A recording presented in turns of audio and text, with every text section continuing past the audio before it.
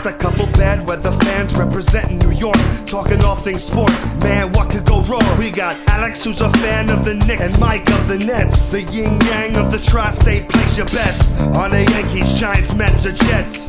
Yeah, you should listen if they're sparking your interest. If you made a vow to your team, don't break it. Bad weather fans is the relation.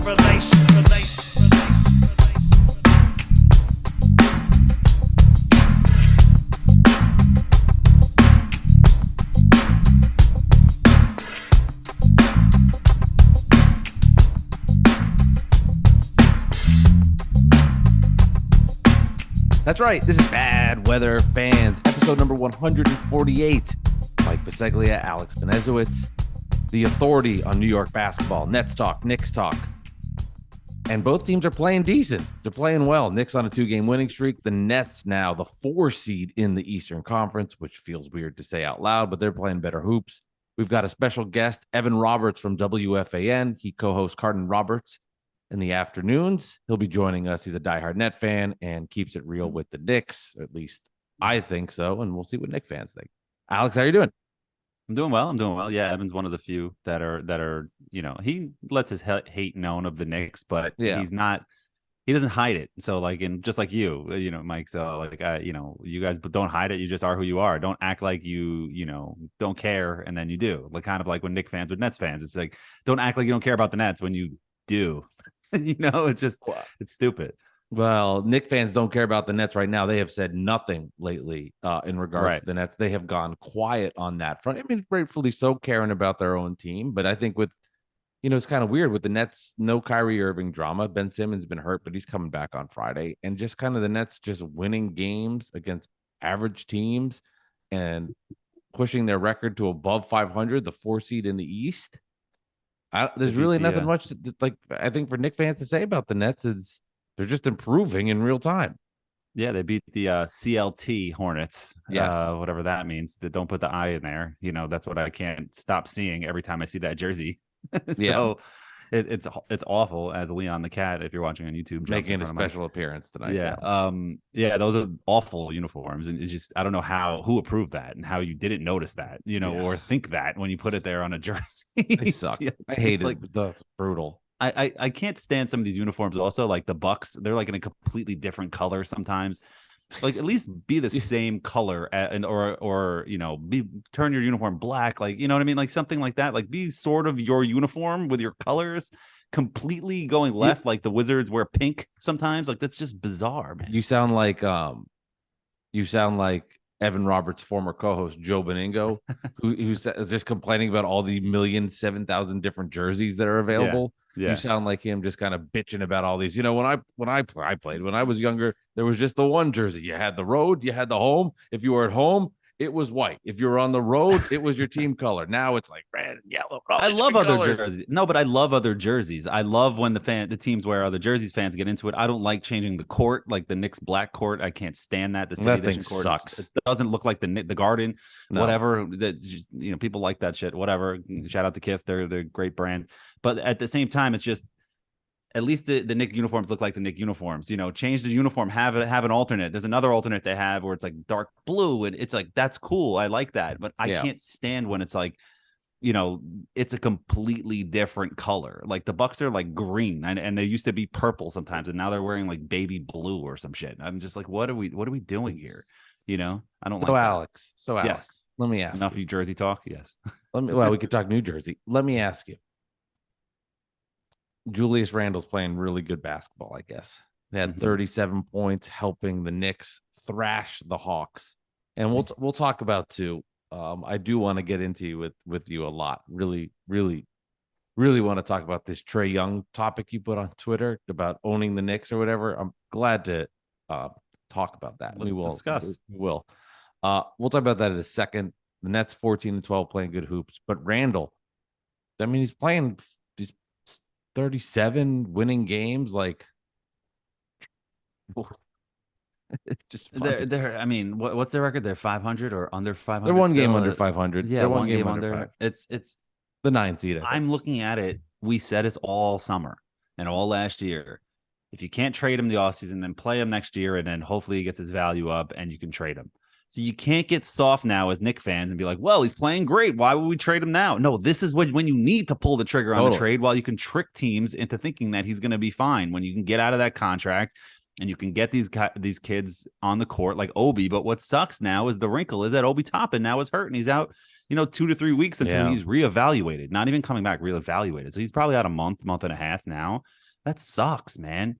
So now you got Cam Reddish out of the rotation. You just got a big clusterfuck again, and you're just gonna be stuck with this Julius Randle kind of mess. And I get he's playing well, but love it. Derrick Rose out of the rotation. Deuce McBride's playing great defense. Quentin Grimes, the untouchable, is playing really, really well. He's got some bounce. He looks really good. I really like him. He's looked better than RJ at times as well. And I just really think that this team just makes no sense. I was discussing this with some of my friends in the group chat, Triple M or Coonies, and the 4-seed team probably wasn't as talented on paper as the team this season for the Knicks, but that team made sense. You had top heavy. Randall and RJ were the focus on offense. You had Derrick Rose running the bench. You had Alfred Payton playing defense at the point. He stunk, but whatever.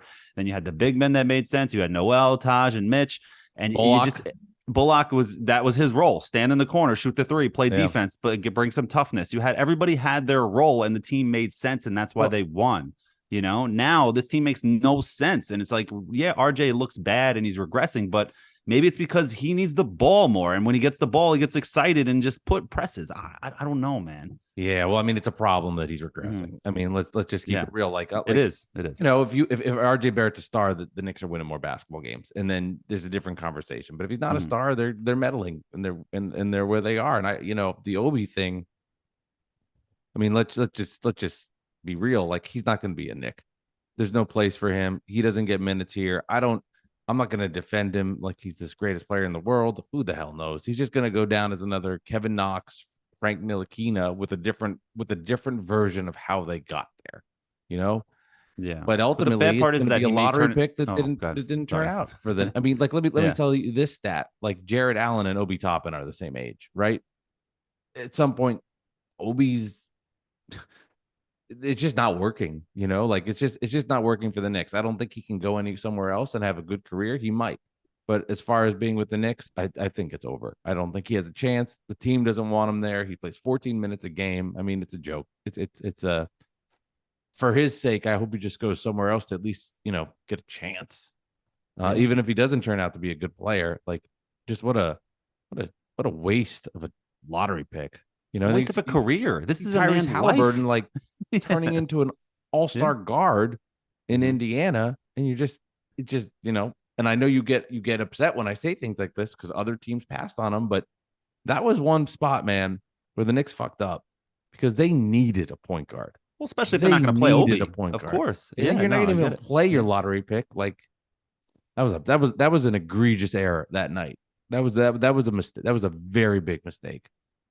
Yeah, it's turned into that, and I think Obi can have I think he can. I'm not saying he will. If he gets a chance, he can turn into a player that's a really, really good player in this league. But I think we're wasting years of development for him, where you get to a certain age and you're not developing anymore. So now he already came into the league. He had problems in college. He had some issues, and he didn't get it to school. He didn't play right away, and he played 2 years at Dayton, and he came to the NBA like an over 20, 22, 23 years old. And he had to play right away. He was ready to play. And that's why the Knicks drafted him, because the thought was like, okay, we're ready to win. Let's get a guy who's ready to step in right now and give us minutes off the bench. And then when Randall's gone, we can get rid of him and play him. And then Randall had this amazing season. But then, last year he wasn't great. And now what are we doing with Obi? And then you don't want to trade him for Donovan Mitchell. And it's just like, what the fuck are we doing? It's just, we're going backwards and sideways and up and down, and Leon Rose flips a coin and then just makes a decision. It's just, it's awful, man. We'll have our Trae Young combo after we speak to Evan, because I want to make sure we have enough, I want to get deep into it because Evan's going to join us soon. I do want to, we'll talk about the Nets right here, and then we'll get more into it as well, of course, with Evan. But the Nets are 14-12. They're playing good basketball. Remember, they started the season 1-5, 2-6. They're 5-1 on this homestand. They've done it with, the Nets finally have the deepest team they've had in a long time. They still have major issues in a lot of areas, but they're winning games. They're winning close games, and they're pulling out victories. And now that the schedule softened, they're moving up the Eastern Conference standings. I mean, their schedule was pretty difficult in the early stages, and now they're coming together. We'll see what happens when Ben and Utah return. And for a Net fan, it's the best. This is the best the season's been in a long time. They're winning basketball games. There's a good energy and synergy within the team. And, does it mean they're better than the Bucks and Celtics? Of course not. But at least at this moment, there's some good vibes going as this team is winning basketball games. And credit to Jacques Vaughn, who's done an excellent job with this team. We'll see what it looks like when Ben comes back. The schedule is going to get a little tougher. Their one loss was to the Celtics. And I have to be honest, they played pretty good against Boston and they hung in there. And my takeaway from that was at the end when they got up to 3 or 4, the Celtics were a much better basketball team. But the Celtics are obliterating everybody. They just beat the shit out of the Suns the next night. They are a team that's clearly the best team in the league right now. And I don't look at that net loss to the Celtics. Yes, they're not as good, but it's early. And I have to be honest, Alex, starting to feel much better about this season. It's simple. Winning basketball games will cure all of it. And it really has. And Durant's playing incredible. Kyrie is, up and down, hit or miss. We'll see when Simmons comes back as the key lock to all of it. But the Nets are winning basketball games. And at this point, there is nothing really to talk about besides they're just beating the Hornets, beating the Wizards, hanging in there versus the Celtics, and resemble just a good basketball team. Yeah. And I mean, there still have some deficiencies on the team. They still lack a big man. And, you need something down there. I'm sure they can pick somebody up if they continue to play well. And they will, I'm sure. It's the same old story with them as you're just, as a Nets fan, I'm sure you're just happy that they're not on the national news every day now. And they're back winning to normal. And they're winning. Yeah. And they're Feels good. They're back to just being a normal team. And I know Kyrie had the Nike stuff, but once that's over and he gets a shoe deal, then that's going to be gone. And that's not a big deal. Nobody cares really about that. And so you just get to move on and get on with your life. He apologized and we just move forward and get past all this stuff. And you could just trick yourself into just liking the Nets again and just be happy about the team, and that's good. If they win, it's not a trick. If they win, I'm not tricking myself. I mean, winning cures everything. Right. And I appreciated Kyrie's apology and I thought it was what was needed to be said. And I'm glad that he did that. I'm very happy about that. And winning changes your whole mentality on everything. Now it makes you maybe get a little too overconfident in moments. Of course, the Nets are going to lose basketball games. It's going to happen. But man, it just feels good to just win. And it's almost so under the radar where all of a sudden I was like, the Nets are 4th in the East. Right. How did that happen? Aren't the Nets a dumpster fire? Isn't there Alex tweets about let it burn? What happened? How are the Nets 14-12 and playing basically, since that 1-5 start, they're 13-7, and they're a team that's they're now playing at a 52-54 win team pace, and that's not bad. No, that's not bad. That'll get you top 3 or 4 in the East. I mean, the Cavs are starting to roll, and the top 3 with the you got Celtics, Bucks, and Cavs, and then the Nets are right there at 4, and they're only a couple games back from the Cavs at 3, and it's just. You never know with the Nets, but you've been never knowing with them for the last 3 years. You're just kind of over it. Show me already. Yeah. Right. What'd you say? Yeah. It's a protection thing, right? You shield yourself. You just, you put yourself in the moment where you expect something bad to happen. And I think for me as a Net fan, that's the mentality I have had to protect myself from something good happening, to always doing that. I mean, it's clear. This is clear as day. There's 2 teams in the East and then there's everybody else. Yeah, the Bucks and the Celtics are the 2 teams in the East right now. I mean, it's not even close. And they have the 2 best players in the East. Yeah. So you could make a debate Tatum and Durant. You could have that conversation. Right. I think Giannis is just player. Head and shoulders the best. God, I want to beat him so bad in a series. Nothing. Yeah. I've definitely gone down this road of thinking in my head bad stuff, but that beating Giannis in a series would just make me so fucking happy. So annoying from a couple of years ago, and everything that had happened in that series, just to stick it to him would be so good. I want to beat the Bucks. I want the Nets to get to full strength. And I want to see what this team looks like.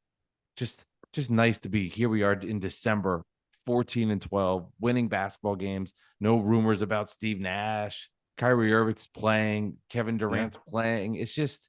Everybody's happy. The Nets are fun. Now. I mean, they're actually fun. The Nets are fun to watch again. And the Knicks are not. It's exciting. You're being a hater. Knicks are winning games. I know, but it doesn't mean The Hawks anything. are depleted. Yeah. The Hawks. The Hawks had 2 or 3 starters out, and whatever. They won the game, and then the Nets beat the Hornets without LaMelo. So I mean, it's just you play who's on your schedule. Of you course. Can't really, so Alex, trust me, the Nets have had to, and the Nets are playing without Utah and without Ben, but the Nets have had such bad luck in the last couple of years with injuries. It feels good, and I'm not saying like, oh, good, the Hornets are depleted, or the Nets play the Hawks on Friday, and Collins, Murray, and Hunter aren't playing. Like, yes, but like for the change, it's not like the Nets with awful news. It's like, okay, we're playing a depleted Hawks, we're playing a depleted Hornets, but it's about damn time we got some good luck. Right, because you've still lost those games previously. Yeah, I mean, they almost lost to the Hornets last night. Fuck, that was terrible. I was driving home. Hornets. Driving home from working at teaching podcasting, and I'm listening to this thing in the car. And Chris Carino and Tim Capshaw do an amazing job, so it was nice listening. But it's like, Terry Rozier 3, and they cut it to 1 with 2:07 to go, and you're close, man. Like, oh my god, this sucks. But they pulled it out. Real quick, did you see the end of that Jazz Warriors game where there was an inbound and I don't even know the name of the player that hit the shot. It was a nobody on the Jazz. And it was inbounded, and they went for the steal, but they were going to foul. And they went for the steal, and they knocked the guy out. And then Olynyk kind of tackled whoever guy was in the Warriors. I don't remember. I just saw the play like once or twice. And then Beasley pushed it and got it for the dunk and the game winner, and they won at the buzzer. It was just like, what? So it just shows that, teams, the Warriors are 500, man. And the NBA is wide open right now, and you never know. I know it's only, December 8th when we're recording this, and NBA teams pull away January, February. You start seeing who's the real deal around. Yes. Them, so we'll see. But at least the Nets aren't 11-16 and it's over, like you're in normalcy land, and it feels fantastic. Fantastic. Must be all nice. Right, bad weather fans, as promised, we're going to chat with Evan Roberts, co-host of Carton Roberts on WFAN in New York City. Big time Nets fan, of course, Mets fan, Jets fan. And here is Evan Roberts. All right, and as promised, co-host of Carton Roberts on WFAN, Evan Roberts joins us, big-time Net fan. Evan, how are you doing? Oh, I'm splendid. I'm a very happy person. Are you guys happy? You feeling good? I could not be more happy in life right now. This is great, Alex. I've been better, but I'm okay. You've been better, Alex. Listen, we may disagree about the basketball. We root for a legitimate contender in the New York Jets. Okay. Yeah. This is the happiest I've been as a Jet fan in a freaking decade. Come on now. It's true. And you know what's funny is I've been dating my wife for 10 years. We met 10 years ago, and she has never seen the Jets good. So she's seeing me bounce off the walls, playing the Vikings. I'm like, they're on the goal line. They get cute. Get in the end zone. Like, sneak. I'm like screaming, jumping up and down. I hit my hand on the ceiling when I thought Barrios caught it, with my arms in the air. And then, so I'm happy. Trust me, I'm happy. That loss sucked, but I'm happy. Overall. There's been no winning at all for any of your teams, but I would say this pocket right now, well, like that you've seen this pocket right now where the Jets are good, the Mets are good. Well, I guess an Evan is a Net fan, and the Nets are good. Like your team, none of your teams right now suck. Yes. If the bar is they don't suck. Yeah. You're right. The golden era. Very happy. I'm trying to think if there's like another golden era. The only one I could come up with was the Jets in 98 are in the AFC Championship game. The Mets are in the playoffs, 99, 2000, the World Series 2000. And then obviously the Nets are in the finals of 2003. Wasn't all at the same time, but in a very short period of time. The 90s Knicks at the time too, so. Right, you had that garbage. Yeah. You had that big tease known as the 90s Knicks. Yes. But I mean, right now it's good that the Jets are making us believe for the first time in a very long time. The Mets are coming off a 100-win season, even though the playoffs were such a dud. And I think that the thing the Nets give us is, even though we know deep down they ain't winning a goddamn thing, they give us the illusion of, well, you never know. Right. Well, it's possible. So on your we'll never know meter, 0 being like, fuck the we'll never know, this is ridiculous, to 100 being like, I'm starting to feel a little decent. Jacques Vaughn has rotations that are next level thinking. Where are you feeling on that? Like, you never know meter. You know what gives me hope is the Celtics of last year, because of how a year ago at this time they didn't feel like a championship contender at all. Like, we knew how good Jason Tatum was, we know how good Jaylen Brown was, but we didn't think that they could actually put it all together. So I think I try to be naive as a sports fan, that even though your brain tells you your team's not going to win anything, you think, well, maybe we can be like that team. So I think that the better the Nets play, there's always the back of my mind hope that they can turn into a championship contender. But right now, I think I'm still sitting at about a 4.5. I don't think I've broken the halfway point yet of actually believing. And it's gonna be hard to get higher than that because you never know what's gonna happen with Durant's health or Kyrie, something else. It's just crazy. No, you're right, and I think you've said it because I listen to you guys all the time, even though you're an arrogant douche about it. You're right. This team's not going to win anything, and even during the highs of playing good basketball, off to a good start on this homestand, 5 out of 6. Like, deep down, it's going to take a lot. It really is. It's going to. I don't know if you're different, Bisegli, on this. It is going to take like a massive run, a dominant like 15 out of 16 in which they're annihilating opponents for me to come out of the cocoon of expecting what you just described, which is something bad's going to happen to just blow the whole thing up. Yeah, well, the problem is, we had such high expectations, and then things got so bad so fast. They're 1-5. Kyrie Irving suspended. Ben Simmons looks awful. That now at 14-12 with Kyrie playing well in pockets, he was great versus the Hornets. Durant doing his thing, and the Nets looking like they have decent depth and have solid defense, but don't really at the same time, which is confusing. That 14-12 just feels so much better than a normal 14-12. I think that's the illusion for me, is they're just like a normal basketball team, and that feels great. Yes, I actually agree with. That doesn't mean I'm thinking about a championship or a parade in June or July. It feels like for the first time in a while, there isn't a lot of drama, and we look competent. Now, there are still things that occur that drive you nuts. The game against Charlotte's a great example of it. You're about to blow a bad team out, and we're going to feel good. We're going to be happy. Oh, great bounce back off the Boston game. A nice blowout victory. Kick your feet up. This is great. Kevin Durant's not even going to have to play 30 minutes. Fantastic. And then they let the Hornets back into the game, and we have to sweat it out. And what's funny is I never thought they were going to lose that game. Like, there was never a moment which I thought they were actually going to lose. But the fact that they gave it to Charlotte, where there was a possibility where it gets cut to 1, where that controversial Plumlee foul is even in play, like, it brought me back into saying, F this team. As much as I'm happy they're playing better, even in a win, you're like, come on, man. It's the tease. There's always a tease, right? Yeah. With all our teams. That's True. the worst. And do you think the Nets are going to, we were talking about this in the opening. Do you think the Nets are going to have to add a big man? I think they do, but what are your thoughts on that? They do. Here's what I'm trying to wrap my head around. And I know December 15th is sort of a big day because of the ability to trade free agents, but we're not going to see like a rash of trades in the middle of December. I want to know if Sean Marks believes this is a championship team, because if he doesn't, is he really going to invest the few draft picks that you can trade and the few young assets that you have into a move where you think this is the last piece to win? Because I'm mixed about it. If they're not a championship team, are you really going to take what's left of the assets that we do have that we would want if we pivot towards a massive rebuild? So I'm curious what they do over the next few weeks, how well they play. Right now, they are above 500. Bisegli is right. They've made great progress. They're in the top part of the Eastern Conference. They still feel like 10 miles away from Boston and 20 miles away from Milwaukee. They feel like the two elite teams in the Eastern Conference. But yeah, do they need another big? Sure.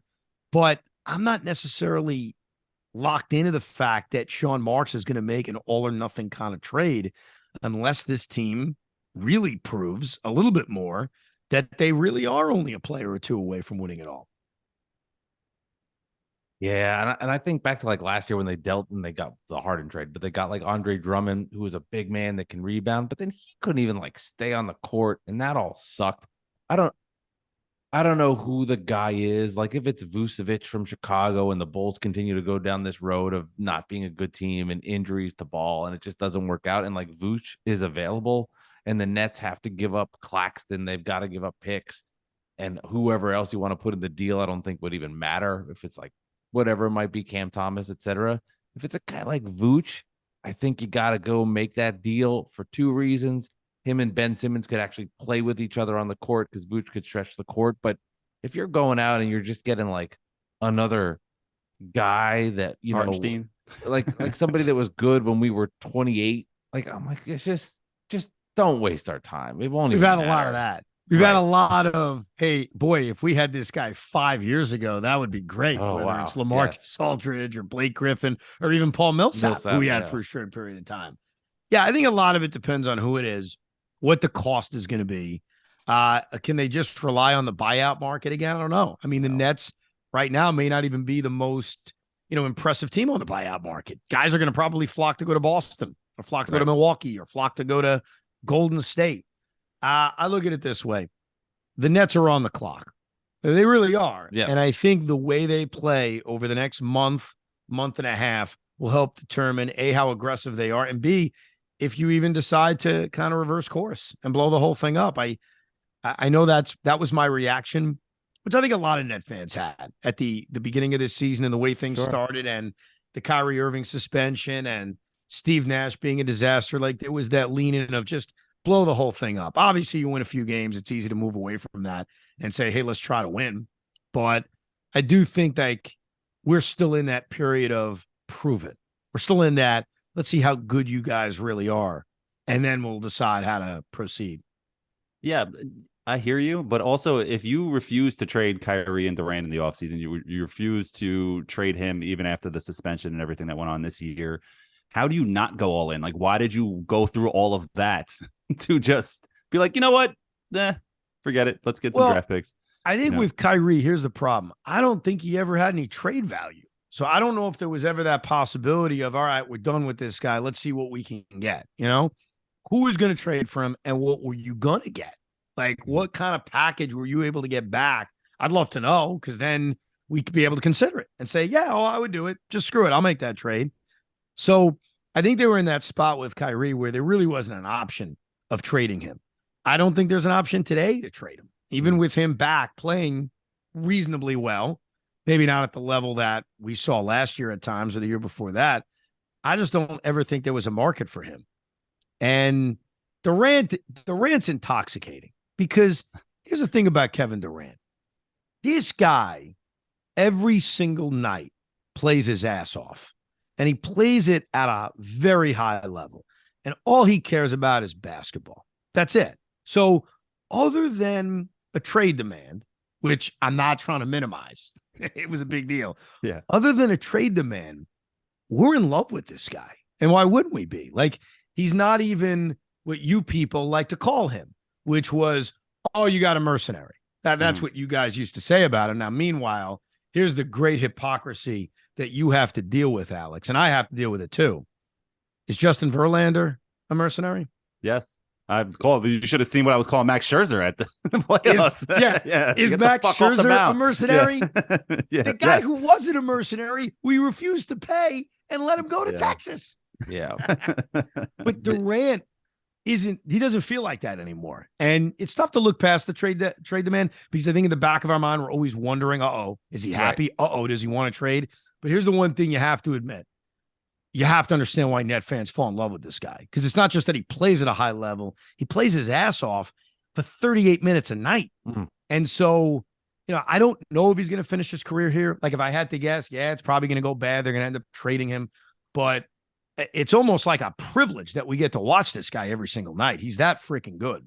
He has been amazing. I mean, it's scary, though, to say, like, he leads the league in minutes, which is terrifying because... we've only played 26 games. At some point, he's not going to be able to play this kind of rate.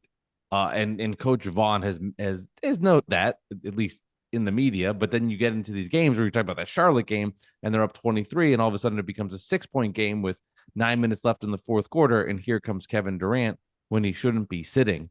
something that was like fascinating to me hearing this, and blows my mind just about how bad the coaching staff was for the Nets with Steve Nash, and to credit Jacques Vaughn. In the post game, they were asking Kyrie Irving about the pick and roll with Durant and how they should use it more. And I was thinking to myself, like, how do you have these guys together for 2 years, 3 years, and not once did they ever have Kevin Durant set a pick for Kyrie Irving? That blew my mind to hear that wasn't even an option as an idea to get your two best players in some form of action together on the court. The Durant Irving connection has been so odd because I think we all figured on paper this is a dream connection. This is like the things that could flow from this offense would be incredible, and it feels like there's been a lack of creativity at times on how to use them, and that's why it never felt. It's been better recently, but I know we used to say it feels like when Kyrie and KD are on the floor at the same time, they're playing two separate games, which is odd, right? And that they never developed that great chemistry. Hopefully that's starting to change now because they're actually getting to play together on a consistent basis. Now, I say that, and a week from now, there'll be some kind of new controversy we couldn't even predict, and Kyrie Irving won't be around for 3 weeks. Like that's always in the back of your mind, but the more they play together, you have to assume when you've got two all-time brilliant offensive players that it will start to flow a lot better, and there'll be more creativity in the offense. Yeah, speaking of creativity in the offense, something the Knicks don't have is that. And your thoughts on the team, you people, the Knicks, Tibbs. Do you think he survives the season, or do you think he's one of the protected in Leon Rose's family kind of mafia kind of style the Knicks have? It seems like he's protected. But the thing about Thibs, and I thought this when they hired him, is he's good for a couple of years. Like you get a couple of years out of him, and he gets the most out of the talent that's on the roster, and you'll have success. And he's the definition of a lifer. Like I don't think he has any life outside of basketball, which you probably love. Like, great, my coach only cares about basketball and coaching and X's and O's. This is fantastic. But you can see how his act would run dry. So look, I always thought you guys should have hired Kenny Atkinson just because of where you were. Yeah. That he's the guy who grows young players. And isn't that really what you're trying to do? I mean, the Knicks strategy to me makes complete sense, which is collect assets, draft young pieces, but also kick the can a little bit down the road for when you can acquire the superstar you want to acquire. Like it's actually a sound strategy when you really think about it. Not when they don't get the superstar that they can get. Right. But you know what you're doing? You're keeping yourself in play to do it. You know what I mean? Like, and in the meantime, you draft young players. You hope you develop them, not to necessarily just be trade chips, but maybe be trade trips, or maybe be just young pieces that can be a part of your nucleus once you turn it around. And so Atkinson was always the perfect guy for that. But, what I would do and what the Knicks are going to do are completely different things. I get the impression that Leon Rose loves Tom Thibodeau, and that even if the Knicks, because I think they're a 500 team, I think they are what their record is. I think which by the way, could be enough to be the 9-10 seed or even the 8-7 seed. Like, I don't know. We'll see what teams are going to turn it around. So I think he survives the year just based on that, because I don't think this is a bad team at all. When it's all said and done, who will be a bigger Knicks disappointment? Obi Toppin or Ntilikina / Knox? And I know they're lottery picks in that same 6, 7, 8 area, but with very different paths. But what will be the bigger Knick disappointment? So Obi Toppin. Well, let me ask you this. All right. If you're a Knick fan, because I see this from afar, I can give you my view from afar about Obi Toppin watching him. He doesn't play enough. Like, that's part of the issue. Part of the issue is that Tom Thibodeau, he's experimented a little bit with Obi and Julius. They play at the same time once in a while. But for the most part, the guy's been blockaded by Julius Randle. And he's not even that young anymore, Obi Toppin. It's not like he's 19 years old. So I think that there's this self-made fair but unfair excuse of, well, we really don't know what Obi Toppin is because he doesn't get a chance to play. Like, that's not an incorrect statement. I get it. I get why we think that. I think that sometimes too. Hey, why don't we see more Obi? I mean, I don't get it. There are nights in which he looks good, and Tom Thibodeau can't wait to sit his ass on the bench, and we never see him again because Julius Randle needs to be on the floor for 35 minutes. So I don't know when that changes, when Knick fans say, all right, forget it. This didn't work out. Because for now, and we're still here 3 years in, it's not really about Toppin. It's about the fact that the coach doesn't play him and give him a real opportunity to see what he is. That's why, and I would do this today, I would trade Julius Randle as quickly as I could, especially coming off a monster game like he had the other night. Trade him. Like, he's not leading you anywhere. Yeah. Get rid of him. Yeah, no, I hear you. And that's the other thing we were talking about also is that, when you can't be like in the offseason, well, we got to get his value up, and then his value's up and you don't want to trade him. That's it. That's it. Like, I am such a believer in you don't want to trade guys when their value's down. I completely agree with you, but it's difficult. It's difficult then when a guy's value's up to trade him because no one wants to do it. Because then you start to talk yourself into, well, maybe he's that good. Why would I not trade him? I think when you have a guy who already showed you what he is, and he showed that to you last year, the worst of them, as soon as you get that value back up, which seems to be right now, I would trade him immediately. Now, obviously, Toppin's hurt, so you can't even take advantage of it immediately, but you will soon enough, because at some point you want to see what Toppin is. But I think we know deep down he ain't much. Like, if he hasn't broken through yet in getting big minutes, then it's just never going to happen. The biggest tease, sorry, Mike. The biggest tease is that Obi has played 7 games where he's played over 30 minutes, and he's averaging like 26 or 27 points a game. Which is crazy, like right? Yeah. It's insane. Yeah. It is. It's like the chicken or the egg thing. Is he not playing because he's not good enough, or is he not playing because Tibbs doesn't want him? And there's no answers there. And that's why I brought up the question before. Knox and Ntilikina were just bust. They didn't pan out. But Obi doesn't play basketball, and it's like to me, he's just like the mascot for the Knicks of just like this stuck in the middleness where maybe he could be good, maybe he can't, but we don't give him a fair chance. And like, if I'm Obi Toppin, like, get me the hell out of here. Get me somewhere where I can at least get on the basketball court, and there can be, an idea and a judgment made from executives if I'm good or not, just based on if I'm actually playing basketball. But we have not gotten to see that. And if your lottery pick 4 years in is just not getting you, when you draft somebody in the lottery and you're not good, you play them also, and then you make a decision. But they're not doing that. And I hate the Knicks more than anybody in this fucking Zoom call right now. But he's got to play, and it's even bothering me. By the way, that is true. As much as I dislike the Knicks, and I think I'm a Knick hater, I do. I think if I'm ranking the teams in my life that I hate the most, the Knicks are at the top, or at least very close to the top. And yet I don't hate them as much as Biseglia does. Yeah. It's terrible. He's got me beat. I got to admit. I know. Finally. Yeah. It's just so bizarre with the Knicks because they have this whole Cam Reddish situation where they get him for Knox and nothing last year. And then Tibbs doesn't play him for a month. Then he gets into the rotation because the injury starts playing well. He gets hurt. He's out for the year, whatever. Right. Then this year he hits his big 3 opening night, ties the game, then gets benched, then gets in the rotation, starts randomly. And then he's pulled out of the rotation, has a bad game, and now they want to trade him. I just don't understand what's going on with Cam Reddish, which is a hot topic with Knicks fans right now. I think, you know what? Maybe I'm going to get killed for saying this. I think the Knicks are right about Cam Reddish. I don't think he's the answer. I think he's so hot and cold. I think he's so inconsistent. I think there's a reason why it didn't pan out in Atlanta, and it's not going to pan out here. And wherever he goes next, it ain't going to pan out there. He's one of those guys, we've seen a lot of guys in the league like this, who has talent. And they flash that talent.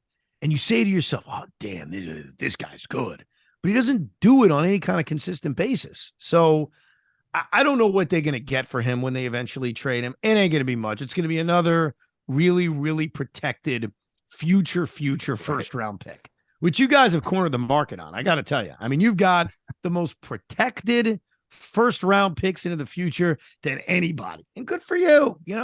Maybe that's how a GM keeps his job. It protects your job by having so many picks. How can you fire me? I have all these picks. That's a protection. It does. It does 2 things. You kick the can down the road. You keep your job secure, but you also, and I do give them credit for this because I don't think this is crazy. You always are positioned in case someone becomes available. Like, let me throw something at you. All right, it may sound far-fetched, but I was thinking about it the other night as you guys were just wiping the floor with the Atlanta Hawks. You're just kicking their ass. What if they decide, you know what? F Trae Young, we're getting rid of him. Like, what if they decide that? You're positioned to make a pretty damn good offer, aren't you? Now, I don't know if you get him. I don't think Atlanta would trade him, by the way. I'm just saying, like, you never know when a disgruntled star becomes available. And we saw this little issue coach versus player. Now, normally the coach gets fired, which we'd assume will be the outcome at some point. But again, hypothetically, Trae Young becomes available. And wouldn't that be sweet? If you, the king of Broadway becomes the king of Broadway. If Trae Young becomes, we love you, Trae Young. Of course. But you're positioned. And so I'm not saying this is somebody that likes the Knicks or works for Leon Rose, but I kind of get that strategy. Now, eventually you want to cash out and get the guy. I thought it should have been Donovan Mitchell. You really should have thought it had been Donovan Mitchell, because who doesn't want a Met fan as their superstar basketball player? Oh, I wanted him. I mean, come on. He'd be getting wins at the Garden. Then he'd be bitching about a Buck Showalter double switch. Like, it'd be perfect. Who the hell doesn't want that?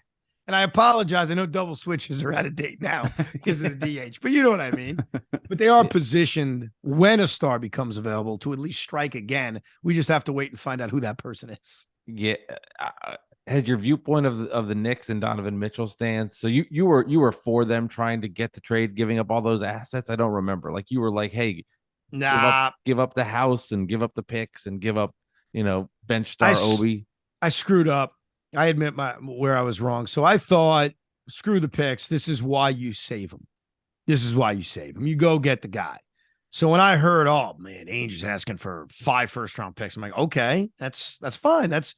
You're collecting them with the hope of acquiring a franchise star, and the odds of any of those picks ever turning into a player like Donovan Mitchell are very slim. Where I hesitated was trading RJ Barrett, because I thought to myself, well, I can't trade RJ and all those number ones, because then what are you really building around? Like, I thought, okay, I'm building around Jalen Brunson. I'm building around RJ Barrett and Donovan Mitchell. That's a pretty good start, and I'll eventually get those picks back, right? Maybe I don't have to include 18 right to swaps like the Nets have over the years. I think RJ's a good player, but he's never going to be Donovan Mitchell. He's not. And so the more I think back on it, the more, and I don't even know if that trade was really out there. I think there's still mixed signals on what truly was the ask, but I think you just do whatever to get the guy. You get the star in here, and then you kind of build around them. So I've kind of rethought compared to what I thought at the time. But I got to be fair. I was hesitating when I heard it was going to be RJ plus all the first-round picks. Yeah, I was the same way. And we had Richard Jefferson on the podcast, and he said the same things. Like, give up RJ Barrett, bro. You know, RJ Barrett could become Donovan Mitchell, but Donovan Mitchell is Donovan Mitchell. So he's just that was his point. Right. And he was right, but I still didn't want to do that. I'm still not ready to be like RJ Barrett is trash now after 20-something games into this season. Not trash. Not trash. Just like a starter, right? Like, you think he's just like an average starter in the NBA. I get it. But I just feel like they could have gotten Donovan Mitchell, without having to give up RJ Barrett. Early in the summer, I feel like the Knicks played games with the Jazz all summer and pissed them off. And like, if they would have given up the 4 picks and give up the big 3 of Grimes quickly and Toppin, and then throw in something else and get it done, I think they could have gotten it done. I mean, we'll never know for sure, but there was a couple stories out there from like Berman or somebody that the Jazz wanted 4 picks, the Knicks only want to give up 3, and then that's why RJ was on the table, and then the Knicks extended RJ, and then Jazz said, "Go fuck yourself." Looking back at all these trades, because I've been involved in a few of them as a fan, where you give up the world for a player, the thing that would make it backfire is the player you're getting, not necessarily the guys you're giving up. So when you look at the trade the Nets made with the Celtics, or even the James Harden trade, it wasn't what they gave up in terms of, oh my God, Karis LeVert is amazing. As much as I even love Jarrett Allen, it wasn't even that. It was, well, it didn't work with the player I got. Same thing with the Boston trade. Yeah, the picks turned out to be bad, but it was, I didn't win anything with Paul Pierce and Kevin Garnett. So in your case, you're getting Donovan Mitchell. And I don't see a scenario where that was going to be the problem, where, 2 years down the road, Donovan Mitchell was going to be miserable and demand a trade, or his skills were going to erode and he was going to go backwards. Like, the thing that makes one of these trades go really bad to me is the apple of your eye failing for whatever reason. And so that wasn't going to happen. Like, I don't think it's going to happen. I don't think it's going to happen in Cleveland. Like, Donovan Mitchell, especially the personality he has, he's not one who is going to come here and fail. He's not one who's going to come here and get fat, who's going to say, I don't care anymore. I'm just going to spend all my nights at Citi Field eating hot dogs. Like, that was never going to happen. So it's over now. There will be another star available. I don't know who it's going to be. It's not going to be Trae Young, even though I'm writing fan fiction about it being Trae Young. Because like my vision is Trae Young becomes miserable. They trade him to the Knicks. You guys sell your soul. Now you love Trae Young, and then he sucks. And then you end up starting to chant F Trae Young, but it's for different reasons. Like That's Max my Scherzer. fantasy. Yeah.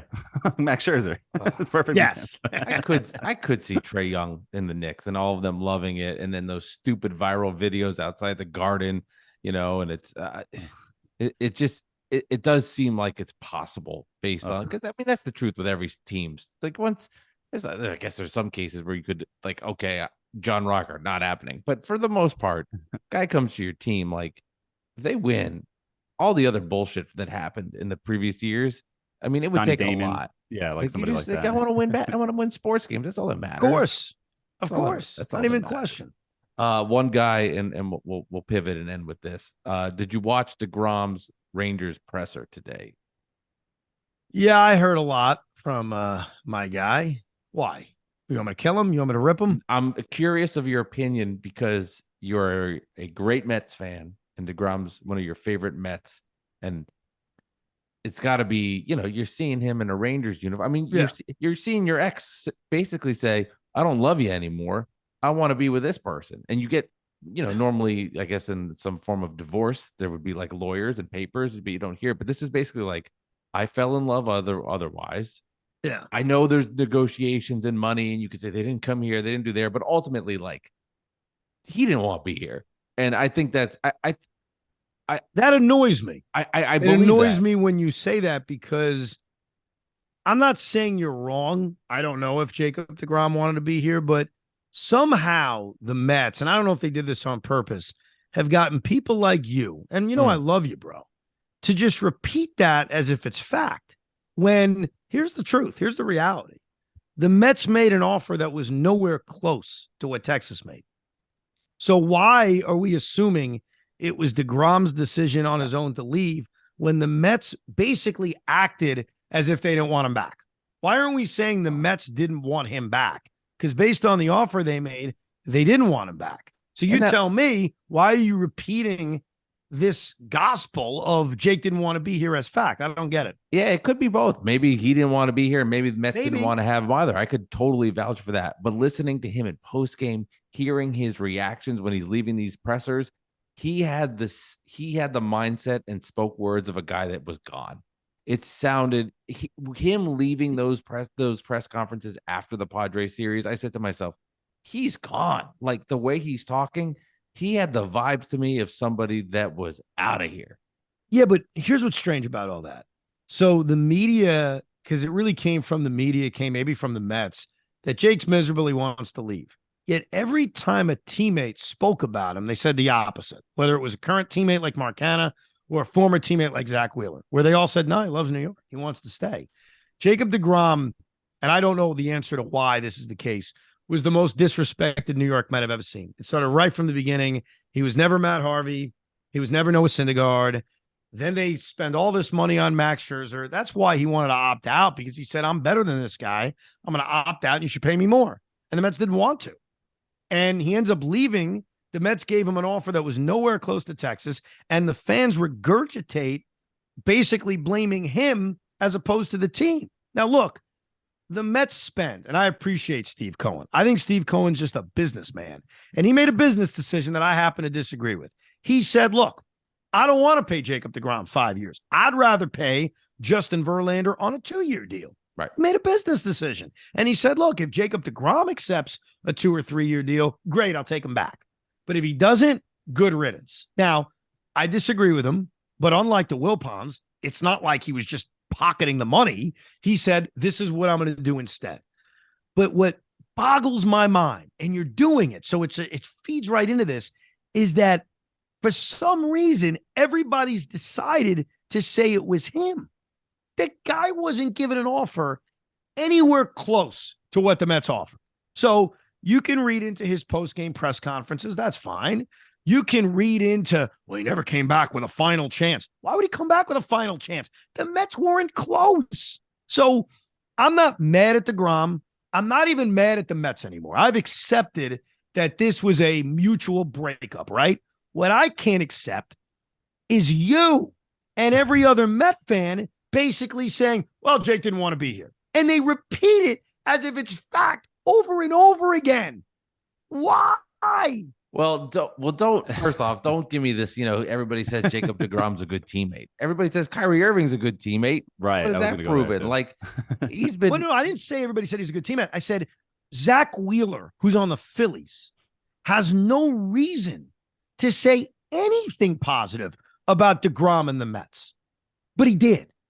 So here's my question for you. No, really, my question is for you, Alex, Mr. Everybody Hates the Knicks. Let's do a little media deep dive here. Who do you believe? All the reporters that are throwing daggers at DeGrom. Joel Sherman says he doesn't work out his craft. Jon Heyman's mad that he thinks he hated masks during COVID, right? That's or ridiculous. every other reporter that says, he's a bad guy. He doesn't give me interviews. So F him. You believe them?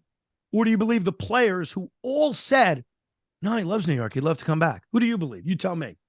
I don't know if it's like a cut and dry who to believe, which side. I think there's a lot to the media now. They're selfish for their own selfish reasons. They're trying to get on the fan base's side also to gain popularity and gain followers and things of that nature. I think there's a lot there too. But I do think that there was something there between DeGrom and management. I think it also sucked because when he came up to get paid the last time, the Wilpons were still the owners. So he got screwed then. So he's kind of just was always in the back burner, like you said. And meanwhile, Mets fans like us, like we're like, I'll always remember him in Los Angeles in Game 5. Right. You know what I mean? Didn't have his best stuff and you wouldn't even know it based on the stat line. And it's just, I just think that there was something there about him being in the shadows all the time. And I think he was just done. And I didn't have that feeling of heartbreak when he left because I just felt like it was going to happen. And because Steve Cohen's here, it's not like Jose Reyes when he was gone, when I'm like, oh shit, we're going into the abyss. Like we're done. Let's get Ronnie Cedeno and screw this. You know what I mean? Like, what are we doing? And that's what makes it easier that while I may disagree with the moves he's making, I love the fact that he's spending. I had suggested as a contract, and you don't have to say it was a smart contract. I respect not wanting to give him a long-term deal because of the injury concerns. But right at the top, I said 4 years, 180. That's what I'd offer him, which is $45 million a year. I'd show him the respect that he deserves more money than Scherzer, and I'd give him 4 years. If the Mets had offered that at the beginning of these negotiations, is he in Texas? I don't know. That's a tough one. And it's also, you don't know because you have this Ohtani shadow coming in the background. We're like, are we waiting for Ohtani? I feel like they are setting themselves up to be like this. Ohtani's basically Met to everybody. You know what I mean? So, and that's I think in the back of their mind too, because you got this guy who can pitch, and can hit, and like, what the hell do we need DeGrom for? He never played. I agree, but that's 101 games with him starting 11. It's just, I don't know. But that's the key. I think the Mets didn't want him back, and I'm not even saying that with a bitterness in my voice anymore. I guess I want Met fans to be open to the fact that it was a mutual divorce instead of just regurgitating this. Well, you don't want to be here. I mean, the guy was. Do you think the Mets are doing a Dolan and like manipulating the media and brainwashing the fans and getting them to think a certain thing, like sort of like, oh, Julius Randle could turn it around this year. You never know. Tis one bad year, one good year, one bad year. Maybe this year he'll be good. You think it's like that? I don't know if it's the Mets or if it's that Jake stopped giving access to reporters. I'd heard that. Like early on, he was great. He would do interviews, and then he didn't want to talk to the media anymore. And you can't do that. I mean, my God, if you don't appear on Jon Heyman and Joel Sherman's podcast, you're a douche. Like, how can you not speak to that baseball writing royalty? If you do that, shame on you. We will destroy you. No Hall of Fame. Yes, either. Yes. Speaking of Jon Heyman. Oh, go ahead, Mike. No, I was saying maybe the Mets didn't want Jacob deGrom, but you look at deGrom in the history with the last couple of months, and you're telling me if you had Jacob deGrom sitting down and you said to him, "Hey, Jake, did you enjoy your time with the Mets? Do you wish they gave you a bigger offer? You would have stayed." I swear he looks you in the face and he goes, "I'm so happy that it didn't." But maybe I'm not saying that you're wrong. I'm saying I don't know. And the only way we would have known is if the Mets made a competitive offer, which they didn't do. They didn't make a competitive offer. I didn't like your impression of me or of all Met fans. That was a little. Well, because you guys are annoying me, and you happen to be the person that repeated the thing that's annoying me. So you were in my. I didn't listen to you on the air today. Maybe I should have known better. I wouldn't have gone down that road. That's funny. Speaking of, we were talking about Jon Heyman. As you know, you and I both went to Lawrence High School and graduated Lawrence High School. Shout out to Golden Tornadoes. Jon Heyman also went to Lawrence. Are we omitting Jon Heyman from our Lawrence alumni list now for breaking the Aaron Judge is going to, where was he? Now I'm drawing a blank. What the hell's wrong with me? The Giants. The Giants. I'm sorry, I just drew a blank. The Giants. He's rumored to go there, and then he deleted the tweet, and then he ends up back with the Yankees. What's up with that? John had a very rough couple of days. Mm-hmm. It hasn't ended there. He also talked about Coke Hamels trying to make a return. Arson Judge, right? Arson Judge. I don't know what the hell happened with that, but it's now going to live in history. The Yankee fan is always going to remember how Arson Judge was about to be a Giant. All the buzz was he was going to be a Giant. And then the next morning they were given the gift that Aaron Judge is back with the Yankees. Jon Heyman really damaged his credibility. And I hear rumors they are going to take him out of the Lawrence High School Hall of Fame. I've heard rumors about that.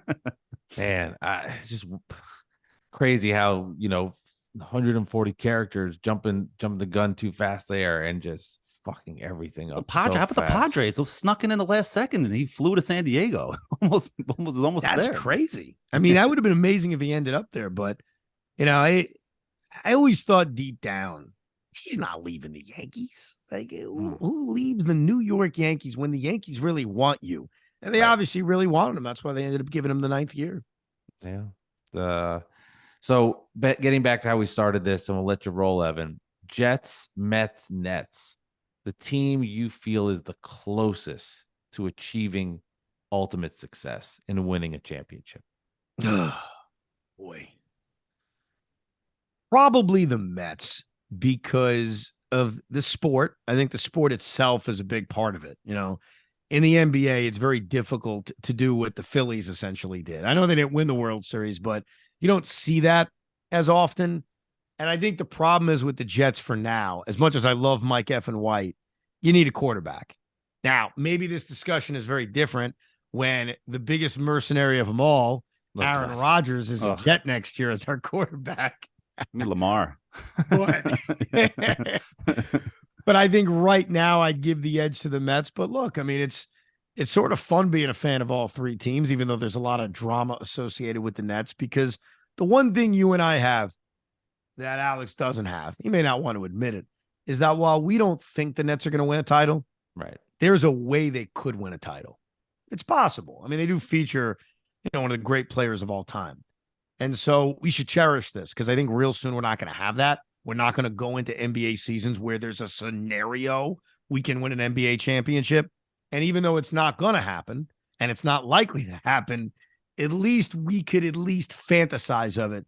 Alex can't fantasize about it. He can't. No. I mean, there's no fantasy that ends with Julius Randle and RJ Barrett, winning an NBA championship. No offense. I mean, no, none taken. I agree. You have a chance, maybe about a few percentage of a chance, but there's a chance. It's small. I'm with you on it's small. I know you like to preach to us. We're not going to win a damn thing, and you're probably right. But at least we've got a little shot. I do that fantasy thing all the time. It's a bad habit where I'll be driving and I just think to myself, Game 7 in Boston, and all of a sudden here comes, Seth Curry with the corner 3. I do it all the time. It's terrible. I got to maybe start. Who did you say last year was Patty Mills? Shot? Patty Mills. Who doesn't he play said that anymore. to me. He said, Evan, Patty Mills is going to hit a shot that changes our life. Yeah, he had a good game versus Toronto back in January or whatever. Evan Roberts, co-host of Carton Roberts on WFAN 101.9, 660 AM. Always does an amazing job. Check them out. I'm sure everybody that's listening to this podcast probably already does. But Evan, thanks for coming on Bad Weather Fans. Thank you. Keep up the good work. I'm a P1. I listen all the time. Thanks, Evan. Thank you. All right. Thank you, Evan, for coming on here on Bad Weather Fans. Alex, you had a tweet earlier today that's in reference to Trae Young. Of course, Trae and the Knicks had a very big rivalry that was heated a couple of years back. Hawks beat the Knicks in 5 in a playoff series, but it felt like it was more than that. Knicks come in, they beat the Hawks the other day. Trae Young and his, the Broadway baby, whatever he wants to fucking call himself.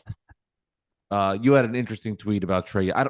Here's the deal. I don't need to set up Trae Young and the Knicks. Everybody listening to this knows. If you don't, there, then yeah. Yeah, right. Oh, what did Trae do? You're at the wrong podcast. All right, Alex. What was your tweet? I think he said King of Broadway, right? Something like that.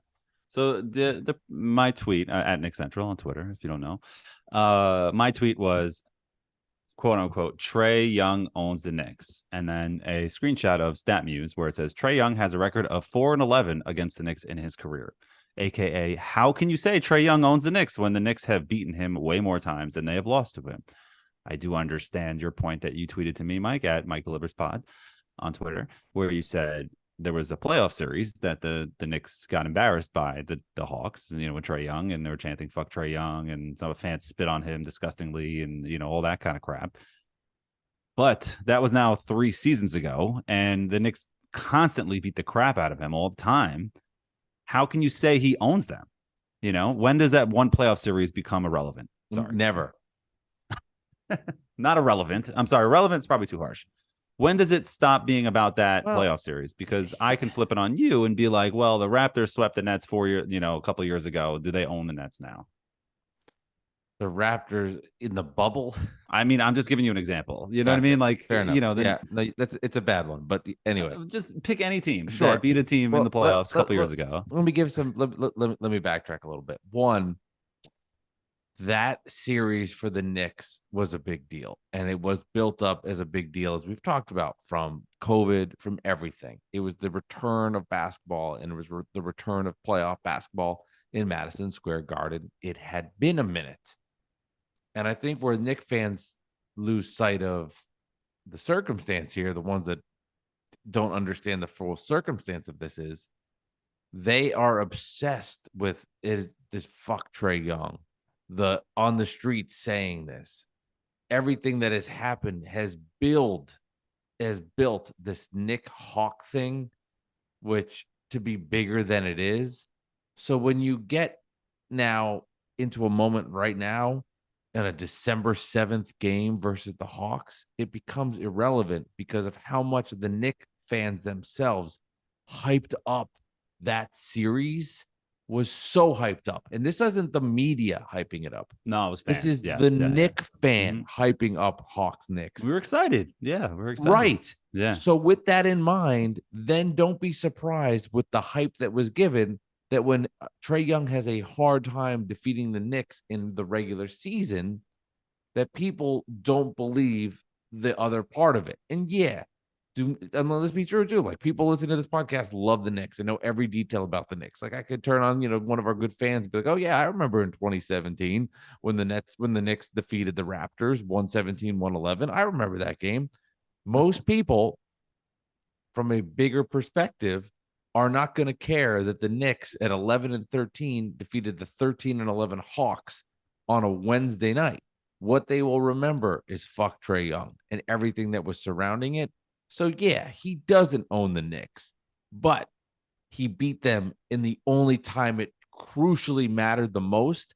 And that, regardless if you want to say he owns them or doesn't, he has that over the Knicks. And to him, and to Hawk fans and to sports fans, that trumps anything that happens in the regular season.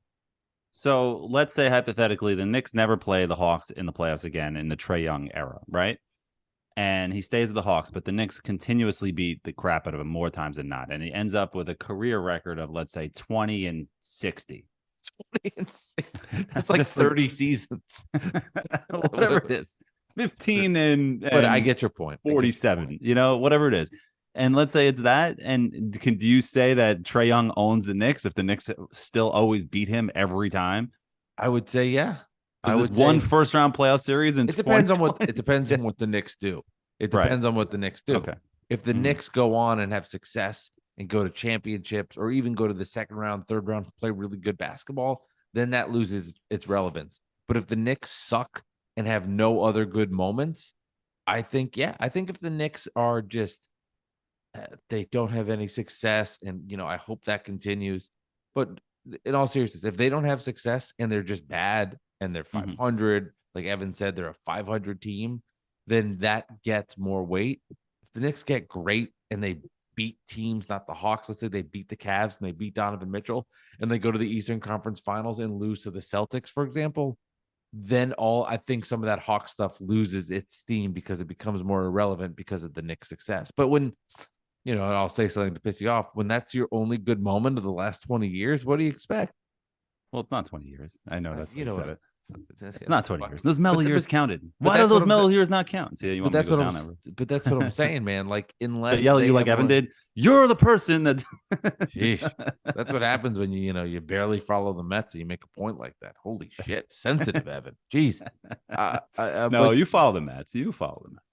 But yeah. I think because of all of those circumstances, it's not just they beat them this many times. Like, you made this point in a tweet. Oh, but does Ben Simmons own the Knicks because he's 17-0 versus them? 15-0. I'm getting ahead of myself. It will be soon, I'm sure. Hopefully, the Nets never lose to the Knicks. That playoff series and what happened because of how intense it was creates that energy. It comes from that playoff series. It does, and that was a great. Like, as a basketball fan, that was a great series. Yeah. It was fun. It was fun in the beginning, and then it wasn't fun anymore for me. But like, examples are like Ben Simmons is 15-0 against the Knicks. LeBron James, I pulled it up against the Knicks, 40-16 against the Knicks all time in the regular season, not including the gentleman's sweep when he was with the Heat. So it's just that's owning a team, in my opinion. You don't own a team when you win one playoff series and then you lose every other time you play them, for the most part. So he's 0-11 versus them in the regular season, is what you're saying? 4-6. What was it? 4 and well, the 4 wins are in the playoffs. 4, right? No, that's 4 regular season wins. Oh, you're talking about the regular season? Yeah, that's not including. But if you even include the playoffs, so that's 8 and 12 loss. Yeah.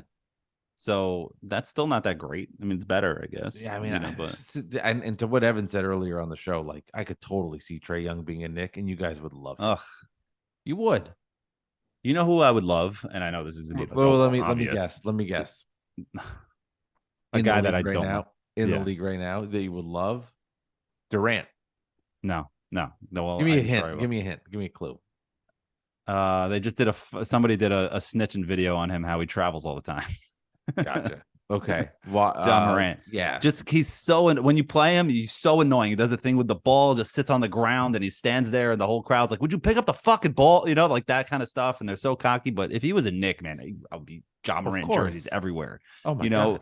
He's one of those guys. And really, I think that I was thinking about this today. I think I was just randomly thinking, I'm like, the Grizzlies could win the title, man. They legitimately could win the whole thing. They're that kind of team. They got to get healthy. Well, they got, Jaren Jackson's back. He's popping threes, and like they're good. I mean, look at the West. The Pelicans, Suns, and Grizzlies basically all tied for first. I mean, yeah, the Pelicans. Zion is wide open. Monster. Zion's so good, man, and he doesn't dunk as much as he should. I think he just doesn't want to be known as like a dunker, so he's not like always dunking. You see the highlights, and he's driving in the lane and just does like the weird layup. I'm like, dude, come on, dunk it, bro. Like, come on, man. I want to watch you dunk, but like, I think he's a little in his head with that stuff, but we don't need to get inside Zion and the Pelicans. And you just named the 2 guys ahead of RJ Barrett in the draft. I know. Yeah, and I did that. I know. Remember when you had these tweets, look at the numbers, and you said, take away the name, and it was RJ and Ja. You agree with that? Not anymore. No, not anymore. It's just, but we're, I don't know if we were talking about this before the show or the opening. I don't remember. I'm sorry. But, if I'm repeating myself, I apologize to listeners. But like, I don't know if RJ's not playing so well because he's regressing or because this team makes absolutely no fucking sense. And so like, it's really, really tough because he didn't look like last year when I was calling him a star on this podcast and we argued about it. A very famous episode that everybody listened to and watched me get unhinged after I had a few glasses of wine. People didn't know about that. It's behind the scenes. Don't watch Alex on Chardonnay is a problem. So yeah, my wife was with her friend and it was visiting from out of town. So I had a few glasses of wine. I was like, oh, should I get to the podcast? And then they hear me screaming from the other room. Mike, and they're like, what is wrong with this guy? That gave me an idea, but anyway, so what was the point? I've heard the point of the whole. RJ Barrett. I thought he was a star because he looked like a star last year. He had that killer instinct. He was, give me the ball, get the fuck out of my way. I'm going to score. I'm going to hit these game winners of the Celtics. I'm going to do. He was that guy last year. He looked like it, and that's why you didn't want to trade him. But just like we talked about with Evan, like Sometimes you got to give up the guy when their value is high. And now RJ's value is not high, but I still don't want to give up on him just because 20-something games into the season. I still think he can turn it around. I still think he can be an all-star. I still think he can be a player of a top level if he can be in a system and with a team that can, go to his strengths more. You know what I mean? I don't know. But even if he is just the guy who's a borderline all-star for 10 years, not an all-star, but just a borderline starter, you're fine. That doesn't mean you have to trade him. You know what I mean? That's the problem with the Knicks of the last century. Of this century has been, oh, well, he's not a star, let's trade him. From Channing Frye to Shumpert to every other player, Nene to Ariza, all of these players. Well, Nene was draft night, but Ariza, all of these guys that they traded, Wilson Chandler, they're not stars, just trade them. Then you end up looking for players like that to be on your team. Just keep these guys and try to add in another way. And unless you can get a Donovan Mitchell. Yeah, exactly. Wow, it's crazy. But, my goal for this podcast is to get into your Nick group train one day. It hasn't happened yet. I've asked. Group they chat. Don't let me in. I asked Aram and all them. They were like, nah. That's fine. I mean, they can't handle this heat. No. But my goal for tonight is to have them say, good point, Biseglia. We'll see if I can get it. RJ Barrett has been, I would say, notorious for starting slow. I mean, he starts slow. He did it last year, and then he came on. And it's only been, we're 33% through the season or something.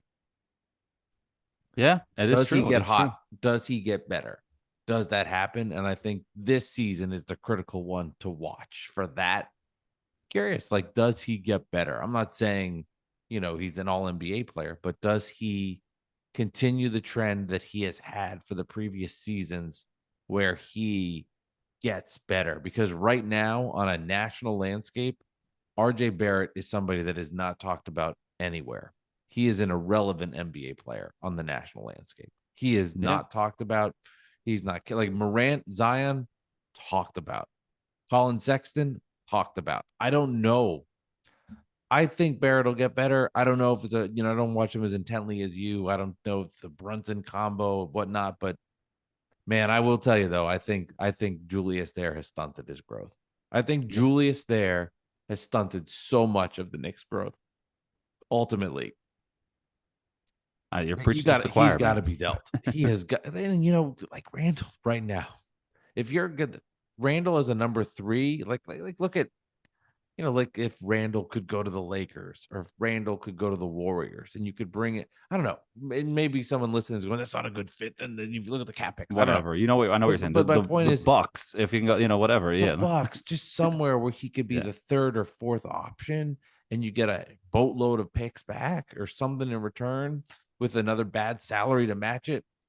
Man, like Randle in that spot, could lead your second unit when he comes off the bench and helps the team. It's a good guy to have right now based on what he's done. His value is so much higher. I think if you're the Knicks, to me, and I said Randle in the offseason was untradeable. He's now tradable because of how well he's played.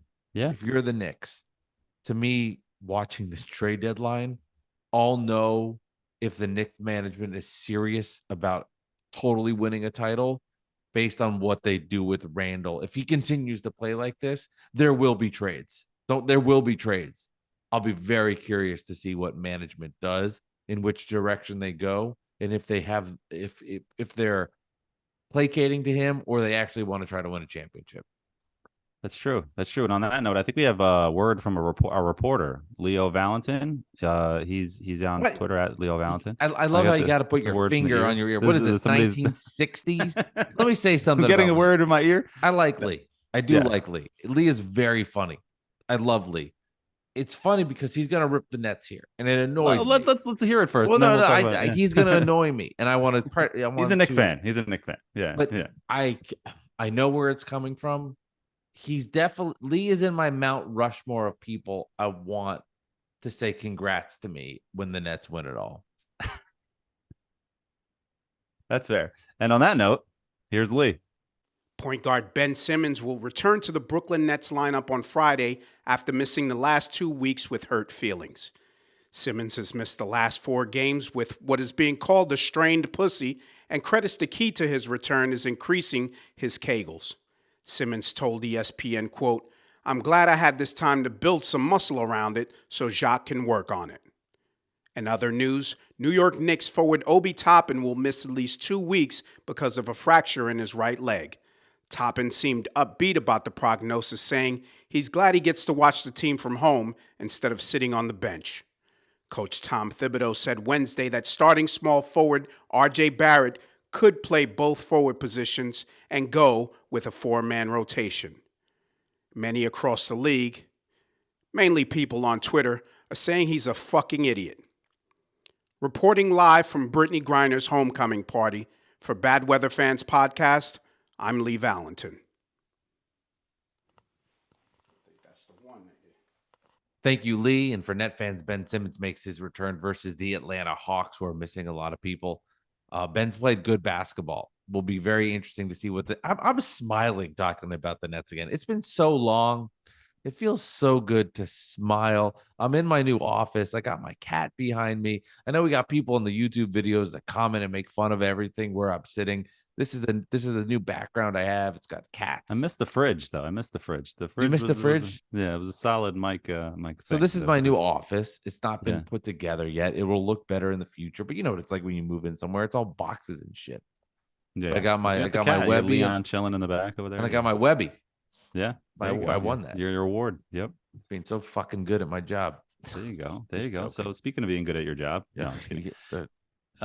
Knicks fans. Knicks poll question, by the way. Excuse me. Let me clear my throat. Weekly Knicks poll question at Knicks Central. So here we go. Knicks fans, if you had to choose one player to be traded, who would it be? And comment why. Julius Randle, Cam Reddish, Emmanuel Quickley, or Derrick Rose? Mike, who do you think won? Forgot Quickly was on the team. I think Randall won with 59%. Close. 55.3% Randle, 7.3% Reddish, 3.2% IQ, and 34.2% to D Rose. So that shows fans still want to trade Julius Randle. He had a good amount of votes on this one, almost a little over 500 or close to 500 there. So a few comments. We got, let's see. Our boy, Mr. Swift at Ellen ELGINDOTCOM. So Elling.com. Derrick Rose, because we obviously rather play McBridge / Quickly, and Rose deserves to land the team who can help them during the postseason. So he's right there. You know, Rose can help a team and somebody will pick him up. And I think he did McBridge on purpose. Let's see, another one. Let's see. Marco Polo at Marco SABENE. You know this is going to be Randle in a landslide. Hey, maybe that's why I did it. Just to show management that fans really don't want him. Let's see, one more or two more really quick. Tim Shady at Tim Rice-A-Roni. Trade D Rose. Anyone that is over 30 can go. And I like iHeart, but he doesn't need a consistent role in the rotation. That's Hartenstein. The Knicks will be so much better if they played small ball. And then last one, Donald Stewart at D Stewart 267. He wrote one word, Barrett. That wasn't an option, Donald. That was not an option. Bustin' Barrett. Yeah. I got a couple questions for you, Al. Al. No, I don't know. That was weird. Did anybody ever call you Al? Me, Al? No, I hate Al. I will stop it. Alex. Al Snow. What does everybody want? Evan will get that joke. Yes, I forget my question. Oh, if you could interview between these two people, who would you pick? Leon Rose or Tom Thibodeau?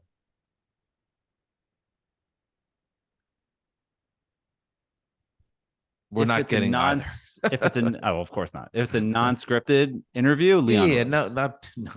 not some Alan Hahn. No, you're not news coming dump. On. Yeah. So Leon, you have the same name as my co-host Kat. Talk about it. No, it won't be that. The actual questions you want to ask. Breaking news: Leon Rose will be going on the night of the Super Bowl at 7 p.m. Tune into MSG. Right. So you said Leon? I say Leon Rose. Yeah. Okay, I agree. But why? Because I want to know what he's thinking. I want to know if he actually has a plan or if he's just, throwing shit against the wall and hoping it sticks and taking care of his family and everybody that's in the little mafia circle that he has. Mm. Yeah, I agree. I think Leon ultimately holds more of the cards long term. Yeah, Tibbs is just a mercenary. He's a mess. Like I asked Evan, does Tibbs get fired and is he protected? And he thinks he's protected. He seems like he is protected, and like being protected shouldn't be a thing. You know what I mean? You should be about winning and not just taking care of your friends. You know, it should. That's what's so backwards, but that's where we are right now. The Knicks we're in terrible, boring. You win and you don't care. You lose and you don't care. You know, there's games that I've wanted like really bad, like the Nets games, like that Grizzlies game I really wanted bad. You know, there's games that I get pissed off, but it's like a snap the finger and then I'm out of it. It's not like I used to be. You know what I mean? Because this season I know we're going nowhere. You know, and I'm lucky that when the Nets lose, I'm caring more. And I'm thankful for that, you know, at least. Yeah. So like I talked. Oh, go ahead. Go ahead. You go I was ahead. saying, it's nice to feel again, like I did with the Jets and the Vikings. I was pissed off and I was into it. I was jumping up and down. I hurt my hand on the ceiling, like I was saying. But you know what? It's better. It was just nice to feel. It's nice to not be 0-10 or 1-11. Yeah, better than you're 3-7, and it's just like, well, it's 4 hours on a Sunday where I can drink Coors Light and eat some pretzels and get yelled at by my wife. Like, why are we watching this? Because I have to. Because we got to worry because we're tanking for Tua. Damn it. We're tanking, sucking for Sam and all these guys that we suck for, and they don't end up being any good. You know, Marcus Mariota and Jameis Winston. What are we doing? No tanking in the NFL. Okay, sorry. Go ahead. And then my Nets question. Yes. Any of you getting fear that the Nets are turning it around and have a chance? From the I know the Nets don't have a chance this season, whatever happens to, because I know you don't want them to win, to this is maybe they could do it. No, I have no fear. Still no fear that they're going to win. I have no confidence whatsoever that they can win. Get me to the playoffs, see where they land, and see how healthy they are, and see what they are at that moment in that playoff series, and then I'll answer the question. Right now, no. Okay, you answered the question. We got to do the Alex Fearometer. Oh yeah, and we have one more segment we got to do. The Mike Guess the Spread, and then we can. You love this. I do. Why do you? You're like really good at it, man. You're good at it out of nowhere. It's a talent of yours. I'm not good at it. DraftKings. They're our nice sponsors. So let me pull it up. So. Baby. Mike guessed the spread. NBA games. Pelicans versus the Warriors. That I can't do. All right. NFL. Okay. Here we go. Alabama. So Jaguars, Titans. No, I'm just kidding. So Jets, Bills, 1:00 Sunday, December 11th, my anniversary. To my lovely wife, Hannah. I love you. Jets at Bills, 1:00. Jets at Bills. This is an interesting one. Jets beat them last time. Obviously, Buffalo's starting to get their shit together. Jets heartbreaking lost Minnesota. I'm gonna go right at 7. Obviously, Jets getting 7, right? So yeah. Bills favorite. Jets are getting 10 right now. Oh, that much. That's a lot. They're daring you to take that. Daring me to take that. See, I'm not that good at this. I was off by 3. Yeah. Okay. Well, let's see. You're Giants. you're great at this. I'm like, no, I'm not. You nailed it the last few weeks. I mean, you were close. Set off by 3. I guess 3. What do I do? Yeah. The Jets by 12. Because they got Mike White so good. So Eagles, Giants at the Meadowlands. Yeah. 1:00 Sunday. So as I heard, you give 3 points to the home team because that's home field advantage. Is that a thing? Even if the Jets are home when they have no home field advantage? Yeah. So if it was like in a neutral site, it's 0. And then you go to the home team, you go 3, and then you do the math. Okay. So the game's not in Mexico City or Germany or wherever they play football games now. Best record in football. They've only lost to the Manders. I love saying that. Giants, Eagles 7.5. Wow. Giants are getting 7 points. So you're there, man. You're on it. Yeah, 7 on even. that one. Yeah, I mean, the Eagles are much better. Oh, my talent God. level is just not even close. I but think the Eagles are going to it's a division. Giants. Yeah. I sound like such the radio guy. It's a division game. They'll keep it close. Brian Dable's done a good job. I just like the way that the Giants control the clock. I think they stay in it, but ultimately they can't. But that's like a home game for the Eagles because it's not a long trip. It's like a freaking hour and a half ride to the There'll be a lot of Eagle from fans. Philly. Yeah. Oh, there'll be a lot of Eagle fans. Yeah, they're going to be there. No one will ever say, if it's a net game and there were Sixer fans, oh my God.